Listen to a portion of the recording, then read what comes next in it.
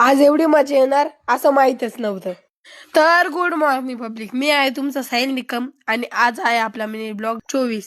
सकाळी उठल्या उठल्या पाणी येईल होतं. मग काय मी आंघोळ केली, मम्मी स्वयंपाक बनवत होती, तर मी मस्त रेडी झालो शाळेसाठी. शाळेतून आले मी कपडे बदलवले आणि डायरेक्ट नांदगावला निघालो भाऊ.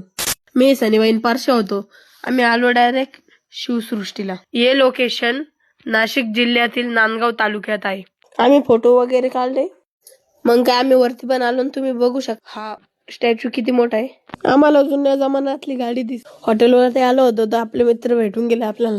त्याच्यानंतर आलो घरी आपली पार्टी होती बिर्याणीची. आणि विषय असा झाला की आज एकादशी होती, पण कोणाच्याच लक्षात नाही की आज एकादशी आहे. मग काय गपचत खाऊन घेतलं आणि बाहेर आलो शेकोटी करायला. शेकोटी म्हणजे आपलं रोजचं रोटीन आहे, म्हणून आलो शेकोटी करायला आणि मस्त शेकतो मी आता.